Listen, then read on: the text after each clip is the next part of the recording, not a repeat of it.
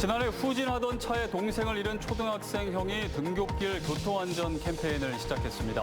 동생과 같은 비극이 되풀이되지 않길 바라는 마음에서 직접 행동에 나서기로 한 겁니다.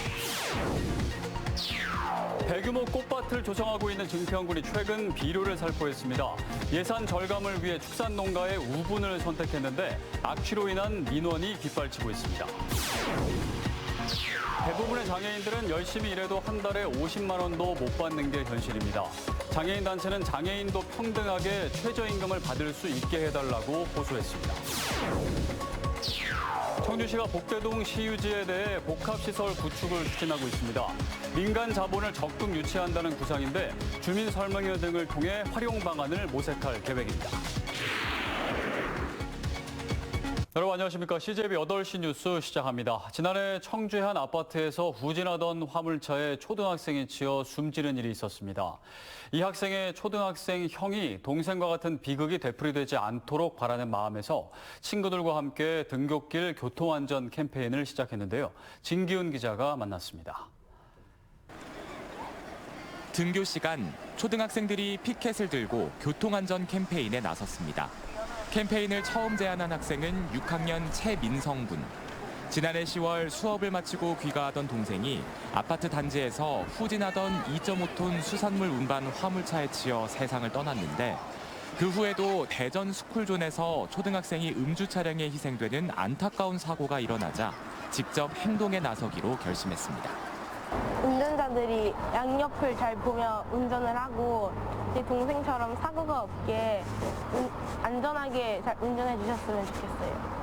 학생과 학부모, 출근길 시민들이 복잡하게 얽히는 학교 입구 교차로를 보며 학생들은 교통안전의 중요성을 느낍니다. 차들도 정말 위험하다는 걸 알게 된 것 같고 친구들도 아직 조심하지 않고 핸드폰도 보고 건너는 친구들이 있는 것 같아서 이 캠페인을 보고 좀 줄었으면 좋겠어요.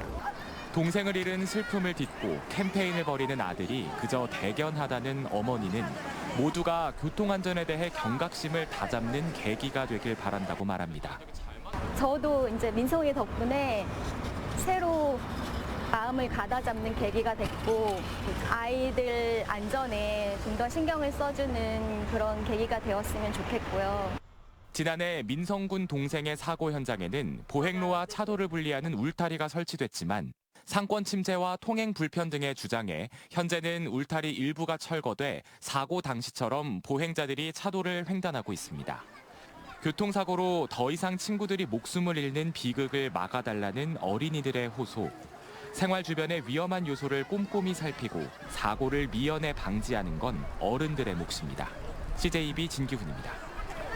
주택과 상가가 밀집한 지역의 공터에 대규모 꽃밭 조성을 추진하고 있는 증평군이 파종에 앞서 최근 비료를 살포했습니다. 예산 절감을 위해 화학 비료가 아닌 지역 축산농가의 우분을 선택했는데 악취로 인한 민원이 빗발치고 있습니다. 이태영 기자입니다. 증평군 주택가의 한 공터. 증평군은 이곳 1만 3천여 제곱미터를 꽃밭으로 조성하기 위해 LH로부터 2년 동안 무상 임대를 받은 뒤 지난 3월 유채꽃을 심었지만 제대로 자라지 않았습니다. 군은 그 원인이 토질에 있다고 판단해 지난주 80톤가량의 퇴비를 살포했습니다. 하지만 뿌려진 퇴비는 화학 비료가 아닌 지역 축산농가에서 자체적으로 우분을 발효해 만든 퇴비. 때문에 군청과 인터넷 커뮤니티 등에는 악취로 인한 민원이 빗발쳤습니다. 공원이나 이렇게 돌 때도 냄새가 너무 많이 나가지고 집에 있을 때도 계속 냄새가 들어오니까 집안에 빨래들도 계속 냄새가 배고 하니까 좀 많이 불편했죠. 인근의 여러 음식점들도 주말 장사를 포기할 정도로 매출 손해를 감수해야 했습니다. 유채꽃을 1년 12달 보는 것도 아니고 그거 잠깐 피었다 지는 거를 보자고 이렇게 희생을 해야 되나 이런 생각이 막 들었지. 이에 대해 증평군은 부지가 넓어 화학 비료를 사용할 경우 예산이 많이 들어 지역 농가의 우분을 발효해 만든 비료를 무상으로 제공받았다고 설명했습니다. 또 악취 피해를 없애기 위해 깊이가리 작업 등을 지속적으로 진행하겠다고 밝혔습니다. 쓰레기 투기 등 민원이 끊이지 않았던 공터. 그 대안으로 대규모 꽃밭이 조성됐지만 이제는 악취 민원이 쏟아지고 있습니다. CJB 이태현입니다. 통합 청주시의 재정특례 기간 연장을 담은 지방분권법 개정안이 국회 본회의를 통과했습니다. 이에 따라 청주시는 오는 2029년까지 모두 561억 원의 균형발전 재원을 추가로 받을 수 있게 됐습니다. 청주시는 통합 초기 재정지원금을 모두 옛 청원군 지역에 투자했고 지난해부터는 도농 상생과 균형발전을 위한 농촌지역 투자로 전환했습니다. 많은 장애인들은 한 달간 열심히 일해도 버는 돈이 30만 원에서 많게는 60만 원 수준입니다. 장애인들은 최저임금법 적용 대상에서 제외돼 있기 때문인데요. 장애인도 평등하게 최저임금을 받을 수 있게 해달라며 장애인단체가 기자회견을 열었습니다. 박원 기자입니다. 충북 장애인단체가 충주 고용노동지청 앞에 모였습니다. 장애인 노동자에게도 최저임금법을 적용해달라고 요구하기 위해서입니다. 현재 정부가 정한 최저임금은 9,620원. 하지만 대부분의 심한 장애인들은 한 달에 50만 원도 못 받는 게 현실입니다. 뇌병변 장애인 이정재 씨는 지난해까지 한 장애인 시설에서 물건을 조립했는데 하루에 6시간씩 근무해도 일당은 3만 원 수준이었다고 토로합니다. 시간은 6시간 하는데 봉급은 얼마 안 되니까 이제 용돈 쓰기도 힘들고 부모님 용돈 드리기도 힘드니까 진짜 많이 힘들었어요. 실제로 최저임금 적용이 제외된 장애인 근로자는 지난 2019년 8,900여 명에서 2021년 9,400여 명으로 해마다 증가하고 있습니다. 장애인 근로자 대다수가 직업 재활시설에서 근무하고 있는데 임금 하한선 기준이 없어 사업주의 입맛대로 월급을 받고 있는 실정입니다. 장애인들이 지금 최저임금도 받지 못하고 일을 하지만 말을 못하는 것은 그마저도 잘릴까 봐. 그 현장에서 잘려서 다시는 갈 곳이 없을까 봐 말을 못하고 있는. 이들은 근본적인 문제 해결이 이루어지려면 최저임금법 7조 1항부터 폐지돼야 한다고 주장합니다. 장애인을 고용을 할 때 최저임금을 주지 않아도 된다는 이런 법적 효력 때문에 많은 장애인분들이 좀 이런 부분을 악용을 당해서 최저임금조차 받지 못하고 있는 분들이 많이 계십니다. 또 보호라는 명목하에 최소한의 임금으로 작업을 시키는 보호고용이 아닌 비장애인과 함께 일하는 개방고용으로 전환해야 한다고 강조했습니다. CJB 박원입니다. 청주시가 복대동 시유지를 복합 개발하기 위한 밑그림 작업에 돌입했습니다. 공공시설과 수익시설을 결합한 복합시설을 구축하기 위해 민간 자본을 적극 유치한다는 구상인데요. 시민들의 공감대가 무엇보다 중요해 보입니다. 안재훈 기자가 보도합니다. 청주시 복대동에 자리한 대농 3지구 공한지입니다. 17,000제곱미터에 달하는 시 소유 땅으로 얼마 전까지 흥덕 야구장으로 쓰다가 현재는 임시 주차장으로 활용되고 있습니다. 대단지 아파트와 중심 상업시설 등이 인접해 청주 최고의 노른자 땅으로 평가받고 있습니다. 지난해 청주시는 이곳에 로컬푸드 복합센터와 주차타워를 건립하는 내용의 공유재산 관리 계획을 제출했는데 시의회의 문턱을 넘지 못했습니다. 이런 좋은 부지를 그런 거 하는 것보단 좀 더 청주 시민들이 또 젊은 사람들이 활용할 수 있는 그런 좋은 부지, 좋은 공간을 좀 만들어 달라 해서. 청주시가 입지적 강점을 기반으로 복대동 복합 개발을 위한 착수 보고회를 가졌습니다. 공공재와 수익시설을 결합한 복합시설로 시민들을 위한 최적의 인프라 구축을 위해 민간 자본을 유치하겠다는 겁니다. 국민들이 딱 왔을 때 이 시설이 들어왔을 때 너무 좋다라는 생각이 드실 수 있도록 이제 어쨌든 좋은 이제 그런 시설들을 갖다가 융복합할 예정이고요. 지역의 랜드마크가 될 복합 시설을 목표로 하고 있지만 넘어야 할 산도 많습니다.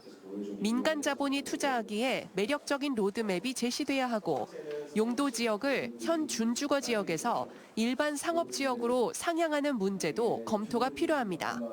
도서관과 쇼핑몰 등 다양한 시민 요구가 잇따르는 가운데 청주시는 다음 달부터 주민설명회와 의견 수렴 등을 통해 복합시설 활용 방안을 모색할 계획입니다. 공공재와 상업시설을 결합한 지역의 새 랜드마크 세우기가 성공적으로 추진되기 위해선 주민 공감대를 고려한 면밀한 검토가 필요해 보입니다. CJB 안정은입니다. 청주산업단지가 반도체와 IT 소부장 중심의 스마트 산단으로 변신을 꾀하고 있습니다. 그간 단점으로 지적된 부족한 물류 체계를 바꾸기 위한 노력도 시작됐습니다. 장원석 기자입니다. 청주 산업단지 입주업체들이 스마트 물류 플랫폼 도입을 위한 설명회에 참석했습니다. 산단 노후화와 용지 부족으로 제대로 된 물류 시설이 없기 때문입니다. 청주 산단에는 물류 시설이라는 거 볼 수 있는 게 거의 없습니다. 그래서 현재 없는 상황이기 때문에 대부분 창고들도 그렇고 지가가 저렴한 외곽에 있는 도심 개발의 장애물로 시 외곽 이전까지 검토했던 청주 산단은 지난 4월 정부의 지능형 반도체 IT 소부장 지원센터 구축 사업에 선정돼 향후 4년간 200억 원 이상이 투입됩니다. SK 하이닉스 등 대기업과 소부장 기업 생태계를 구축해 스마트 그린 산단으로 변신을 꾀할 수 있게 된 겁니다. 하지만 중소기업들을 위한 물류 시설이 없어 청주 산단과 입주 기업을 중심으로 스마트 공유 물류 시스템 구축 논의가 시작됐습니다. 중소기업의 경영에는 큰 도움이 될 뿐만이 아니라 또 물류 경쟁력도 확보될 수 있고 지역 경제 활성화에 크게 이바지할 수 있는 큰 장점을 가지고 있습니다. 청주 산단에 도입되는 스마트 물류 플랫폼은 기존 공장 부지를 활용해 물류의 운영과 공유, 관제를 통합 운영하는 저탄소 그린 플랫폼 사업입니다. 오는 2026년 청주 산단 내 스마트 물류센터가 들어설 경우 충청북도의 산단 대개조 사업 범위인 인근 오창과 옥산, 오송까지 공유 물류 체계로 묶을 방침입니다. 청주 산단 입주업체 및 인근 연계 산단의 기업들이 공동으로 활용함으로써 입주 기업들의 그 물류난을 해소하고 또 물류 비용을 절감할 수 있도록 최선의 노력을 기울이겠습니다. 노후화가 심했던 청주 산단이 반도체와 IT로 경쟁력을 갖춘 스마트 그린 산단으로 재탄생하기 위한 본격적인 노력이 시작됐습니다. CJB 장원석입니다. 충북 지역 경제기관 단체 간담회가 충청북도와 충북상공회의소협의회, 한국은행 충북본부, 금융담독원 충북지원 등 도내 26개 경제 관련 기관단체 대표가 참석한 가운데 도청 대회의실에서 열렸습니다. 간담회에서는 역외 유출 최소화와 주력산업 다변화, 민간 소비 활성화 등을 통한 충북경제 GRDP 100조 원 달성 전략 발표와 함께 중부내륙 지원 특별법 연내 제정을 촉구하는 퍼포먼스가 열렸습니다. 지구온난화의 주범인 메탄가스 배출량이 해마다 치솟으면서 전 세계가 메탄가스 감축에 사활을 걸고 있는데요. 제천시가 전국에서 두 번째로 쓰레기 매립장에 메탄가스 저감 시설을 설치해 악취에서는 물론 하루 24톤의 메탄가스 방출을 막고 있습니다. 이윤영 기자의 보도입니다. 하루에만 100톤의 생활 쓰레기가 매립 소각되는 제천시 자원관리센터입니다. 이 엄청난 양의 쓰레기가 썩으면서 발생하는 심한 악취로 인근 주민들의 원성을 사왔습니다. 하지만 이번 달부터 메탄가스 저감 시설이 본격 가동되면서 하루 24톤의 메탄가스가 처리돼 악취가 씻은 듯이 사라졌습니다. 전에는 이 매립장에서 나는 매캐한 냄새가 이 마을까지 내려왔었어요. 근데 요즘에 와서는 많이 좋아졌어요. 많이 좋아지고 또 마을 주민들도 그걸 실감하고. 제천시가 지난해 12월 관련 업체와의 투자 협약을 통해 10억 원의 사업비를 들여 매립장에 메탄가스 포집공과 응축기, 연소기 등을 설치해 6월부터 본격 운영에 들어간 겁니다. 쓰레기 매립장에 메탄가스 저감 시설을 운영하는 것은 전국에서 두 번째입니다. 저희 그 쓰레기 매립장 내에서 발생되는 메탄가스를 지하 유공관을 통해서 포집을 해서 소각함으로써 온난화 지수를 21배가량 저감시키는 그런 효과를 가지고 있습니다. 실제로 메탄가스는 이산화탄소에 비해 21배의 온실 효과가 발생해 지구온난화의 주범으로 꼽히고 있습니다. 이 쓰레기 매립장에서만 1년에 8,000톤가량의 메탄가스를 소각할 수 있는데 1년에 5만 6천 그루의 나무를 심는 것과 같은 효과입니다. 제천시는 25년까지 1년에 5천 톤, 26년부터는 9천 톤 이상의 메탄가스를 처리할 계획입니다. 이에 따라 해마다 1억 원 이상의 온실가스 배출권도 확보하게 됩니다. 대기오염, 탄소 중립에 이제 우리가 기여를 하죠. 그 다음에 이제 주변의 악취 해소하고 또 그걸 통해서 저희가 수익을 또 누릴 수가 있습니다.